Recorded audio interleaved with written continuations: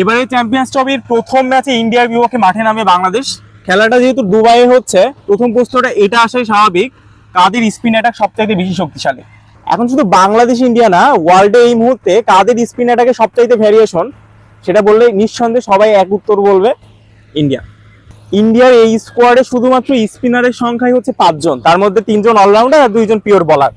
এখন জাসপ্রীত বুমরার ইনজুরির কারণে দল থেকে ছিটকে গেছে, এবং ইন্টারেস্টিং ফ্যাক্ট হচ্ছে জাসপ্রীত বুমরার পরিবর্তে ঠিক আছে একজন ফাস্ট বোলারকে ডাক দেওয়া হয়েছে দলে, তবে মজার ব্যাপার হচ্ছে জাসপ্রীত বুমরা যখনই দল থেকে ছিটকে গেছে তখনই ইন্ডিয়ার পরিকল্পনায় কিন্তু একটু ডিফারেন্ট আনার চেষ্টা করেছে।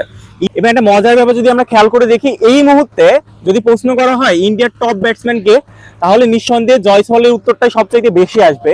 সেই জয়সওয়ালকে বাদ দিয়েই ইন্ডিয়া যেটা চিন্তা করেছে, যেহেতু আসলে স্পিন অ্যাটাকে তারা গুরুত্ব সবচাইতে বেশি দিবে, যেহেতু সবগুলো খেলা হবে দুবাইয়ে এবং তাদের হাতে ম্যাচটাও কিন্তু অনেক কম, মাত্র গ্রুপ পর্বে যদি আমরা চিন্তা করি 3টা ম্যাচের সুযোগ পাবে, এবং 3টা কেন, যদি ইন্ডিয়া একদম শেষ পর্যন্ত থাকে সবগুলো ম্যাচ কিন্তু দুবাইয়ে হবে। সুতরাং যত সময় গড়াবে তত কিন্তু আসলে স্পিন নির্ভর ব্যাপারটা কিন্তু আরো বাড়বে, কারণ উইকেটটা আসলে স্লো হয়ে যাবে।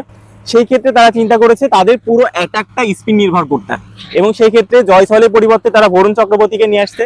আমি যদি প্রথম ম্যাচে বাংলাদেশ ভার্সেস ইন্ডিয়ার কথাই বলি, এই ম্যাচে কিন্তু বরুণ চক্রবর্তী একটা ভাইটাল রোল পালন করতে পারে ইন্ডিয়ার হয়ে।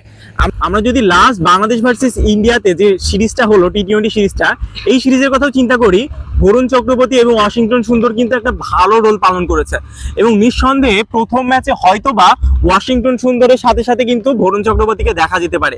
ওয়াশিংটন সুন্দরকে কেন নেওয়া হবে, অবশ্যই স্পিনিং অলরাউন্ডার, সেই ক্ষেত্রে একটা বড় রোল পালন করতে পারে ব্যাটিংয়েও, সেই ক্ষেত্রে হয়তোবা তারা বরুণ চক্রবর্তী এবং জাদেজা তো থাকবেই, বরুণ চক্রবর্তী, জাদেজা এবং ওয়াশিংটন সুন্দরকে নিয়ে তাদের স্পিন অ্যাটাকটা কিন্তু সাজাতে পারে। এবং ইন্ডিয়ার এই টিমের কিন্তু অপশনটা কিন্তু অনেক বেশি, তার কারণটা হচ্ছে আপনি যদি ওয়াশিংটন সুন্দরের কথা চিন্তা না করতে চান তাহলে সেক্ষেত্রে আপনার অক্ষর প্যাটেল আছে, এবং আপনি যদি বরুণ চক্রবর্তীর কথা চিন্তা না করতে চান তাহলে কুলদীপ আছে। সবকিছু মিলে তাদের যে 5 জন স্পিনিং অ্যাটাক অবশ্যই এগিয়ে থাকবে বাংলাদেশি স্পিন অ্যাটাকের থেকে। তবে ভালো ব্যাপারটা এটাই হতে পারে, যদি আমরা অভিজ্ঞতার কথা চিন্তা করি, ওডিআই এর কথা যদি চিন্তা করি, শুধুমাত্র ওডিআই এর দিক থেকে কিন্তু বরুণ চক্রবর্তী এখনো পর্যন্ত, আমি যখন ভিডিও করছি তখন কিন্তু মাত্র একটা ম্যাচ ওডিআই খেলার সুযোগ পেয়েছে। তার ইন্টারন্যাশনাল ক্যারিয়ারের কথা যদি চিন্তা করি, মাত্র ডেবিউ হয়েছে ওডিআইতে, সেই ক্ষেত্রে কিন্তু অবশ্যই সেই অভিজ্ঞতার দিক থেকে কিন্তু একটু বরুণ চক্রবর্তী পিছিয়েই থাকবে।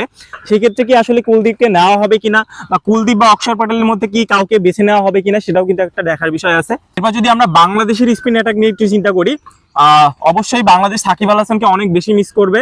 সাকিব আল হাসান বাংলাদেশে সবসময় স্পিন অ্যাটাকে নেতৃত্ব দিয়েছে, এই মুহূর্তে সাকিবের পরিবর্তে নেতৃত্ব দিতে হবে মেহেদী হাসান মিরাজকে। তবে মেহেদী হাসান মিরাজকে কিন্তু আমরা আগে যেমন শুধুমাত্র বোলিং এর দায়িত্বটা পালন করতে দেখতাম, এখন কিন্তু তাকে ব্যাটিং এর দায়িত্বটা খুব ভালোভাবে পালন করতে হয়।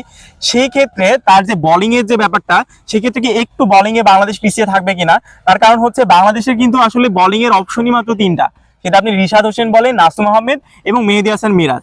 এবং আপনি যদি একজন বাড়তি যদি আপনি অপশনটির কথা চিন্তা করেন, সেই ক্ষেত্রে হয়তো বা মাহমুদুল্লাহ রিয়াদ হতে পারে। তবে বাংলাদেশের ক্ষেত্রে কিন্তু এই মুহূর্তে সবথেকে দুর্বলতার জায়গা যদি আমি বলি, সেক্ষেত্রে কিন্তু স্পিন অ্যাটাকটা হতেই পারে। তার কারণ হচ্ছে বাংলাদেশে আমরা যতই আসলে বলি না কেন, বাংলাদেশ স্পিনেই সবচাইতে বেশি স্বাচ্ছন্দ্য বোধ করে, কারণ মিরপুরের উইকেটগুলো মোটামুটি স্পিন নির্ভর হয়, দুবাইয়ের উইকেটটাও কিন্তু আসলে স্পিন নির্ভরই হবে। তবে বাংলাদেশের ভ্যারিয়েশনের কথা যদি চিন্তা করি, হ্যাঁ মেহেদী হাসান মিরাজ অটো চয়েস। এই ক্ষেত্রে নাসুম আহমেদকে নেওয়া হবে কিনা, তার কারণ হচ্ছে ইন্ডিয়ার যে টপ অর্ডার ব্যাটসম্যানের কথা যদি চিন্তা করা যায়, টপ অর্ডার ব্যাটসম্যান কিন্তু সবাই রাইট হ্যান্ডের ব্যাটসম্যান। আপনি যদি রোহিত শর্মা বলেন, শুভমান গিল বলেন, বিরাট কোহলি বলেন, সবকিছু মিলে সেই ক্ষেত্রে চিন্তা করলে হয়তোবা নাসুম আহমেদকে এগিয়ে রাখতে পারে টিম ম্যানেজমেন্ট। হ্যাঁ নাসুম আহমেদ যেহেতু আসলে বাঁহাতি বলার, সেই ক্ষেত্রে নাসুম আহমেদের একটা সুযোগ থাকতে পারে। এবং নাসুম আহমেদকে কিন্তু এবারে বিপিএল এ কিন্তু জিজ্ঞেস করা হয়েছিল, নাসুম আহমেদ কিন্তু খুব মজার ছলেই বলে যে তিনি কিন্তু বিগ ম্যাচের প্লেয়ার হতে চায় এবং বিগ ম্যাচের প্লেয়ারও। নাসুম আহমেদ আসলেই বিগ ম্যাচের প্লেয়ার কিনা সেটা কিন্তু এবার প্রমাণ হয়ে যাবে। তবে রিশাদ হোসেনের কথা কি মনে হয়, রিশাদ হোসেনকেও কি আসলে দলে ইনক্লুড করা হতে পারে কিনা? রিশাদকে যদি দলে নেওয়া হয়, সেক্ষেত্রে কিন্তু বাংলাদেশের একটা ফাস্ট বলার অপশন কিন্তু কমাইতে হবে।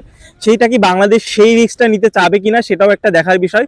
তবে শেষ মুহূর্তে যদি এমনই হয় যে দুবাইয়ের উইকেটটা টোটালি স্পিন নির্ভর, সেই ক্ষেত্রে হয়তো বা আমরা মেহেদী হাসান মিরাজ, নাসুম আহমেদ এবং রিশাদ 3 জনকে দেখতে পারি। এবং মাহমুদুল্লাহ রিয়াদকেও কিন্তু একটা বড় রোল পালন করতে হবে। তার কারণটা হচ্ছে এই মুহূর্তে যদি আমরা বলি 6th বোলিং অপশন, সেই 6th বোলিং অপশন কিন্তু মাহমুদুল্লাহ রিয়াদ, যেহেতু সাকিব আল হাসান নাই। সাকিব আল হাসান না থাকার কারণে বাংলাদেশে এই মুহূর্তে সবচাইতে চ্যালেঞ্জিং যে ব্যাপারটা, সেটা হচ্ছে কম্বিনেশন। এখন এই কম্বিনেশনের কথাই যদি বলি, এই কম্বিনেশনের ক্ষেত্রে আমরা ব্যাটিং বলেন বা বোলিং বলেন দুইটার ক্ষেত্রে কিন্তু বাংলাদেশে অনেক চ্যালেঞ্জিং এর মুখে পড়তে হয়। তো কি মনে হয় ভারত বধের এই চ্যালেঞ্জে বাংলাদেশের স্পিনিং অ্যাটাক কেমন ভূমিকা পালন করতে পারে? অবশ্যই আমাদের কমেন্টে জানান এবং আমাদের সাথে থাকার জন্য অসংখ্য ধন্যবাদ।